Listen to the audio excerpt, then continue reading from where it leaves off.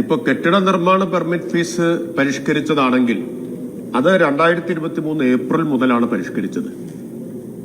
Sir, ഇപ്പോ ഒരു കൊല്ലവും 2 മാസവും കഴിഞ്ഞ് 2024 ജൂൺ 24-നാണ് അദ്ദേഹത്തിന് രോഷമുണ്ടായത് എന്നത് വളരെ വിചിത്രമായിട്ടൊരു കാര്യമായി തോന്നുന്നു.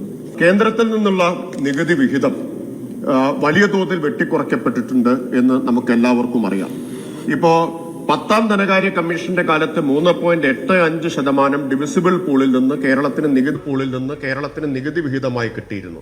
അത് 14ാം ധനകാര്യ കമ്മീഷന്റെ കാലത്ത് 2.5%, 15ാം ധനകാര്യ കമ്മീഷന്റെ കാലത്ത് 1.925%മായി കുറഞ്ഞു. എന്ന് പറഞ്ഞാൽ ഏതാണ്ട് 60,000 കോടിയോളം രൂപയുടെ ഏകദേശ കണക്ക്, കൃത്യമായ കണക്ക് ധനകാര്യമന്ത്രി നമ്മളോട് പറഞ്ഞിട്ടുണ്ട്, വെട്ടിക്കുറയ്ക്കപ്പെട്ടിട്ടുണ്ട്. എന്നിട്ടും ഏറ്റവും പ്രധാനപ്പെട്ട കാര്യം, മാത്രമല്ല ഇതോടൊപ്പം നമ്മൾ കാണണം, 18-ൽ പ്രളയമുണ്ടായി, 19-ൽ പ്രളയമുണ്ടായി, കോവിഡ് ഉണ്ടായി. ഇതെല്ലാം കേരളത്തിന്റെ ആഭ്യന്തര വരുമാനത്തിന്റെ വളർച്ചയെയും തടസ്സപ്പെടുത്തിയ ഘടകങ്ങളാണ്. അതെല്ലാം ഉണ്ടായിട്ടും കഴിഞ്ഞ വർഷം കേരളം റെക്കോർഡ് വളർച്ച കൈവരിക്കുകയും ചെയ്തു. ഈ ദുഷ്കരമായ സാഹചര്യങ്ങളിലും ഈ പ്രതിസന്ധി തദ്ദേശ സ്ഥാപനങ്ങളുടെ ചെലവിൽ പരിഹരിക്കാനോ തലയിൽ കെട്ടിവെച്ച് പരിഹരിക്കാനോ ശ്രമിക്കാത്ത ഒരു സർക്കാരാണ് ഈ സർക്കാർ എന്ന കാര്യം ഞാൻ ബഹുമാനപ്പെട്ട അംഗത്തെ ഓർമ്മിപ്പിക്കുകയാണ്.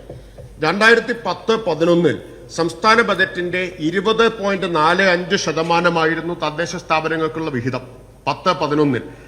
അത് 2017-18 23.5%, 23-24 27.19%, 24-25 28.09% സർക്കാർ വർദ്ധിപ്പിച്ചു. ഏത് കാലത്ത്? ഒരു കാലത്തും കേരളം നേരിടേണ്ടി വന്നിട്ടില്ലാത്ത, കണ്ണിൽ ചോരയില്ലാത്ത വെട്ടിക്കുറവ് കേന്ദ്രം വരുത്തിയ കാലത്തും 8%-ഓളം തദ്ദേശ സ്ഥാപനങ്ങൾക്കുള്ള വിഹിതം വർദ്ധിപ്പിച്ചു കൊടുത്തു. അപ്പൊ കണ്ണിൽ ചോരയില്ലാത്ത നടപടി കേന്ദ്രത്തിന്റേതാണ്. അത് പറയാൻ, അതിന് ഈ വിശേഷണം ഇതുവരെ ഉപയോഗിച്ചിട്ടില്ല സാർ.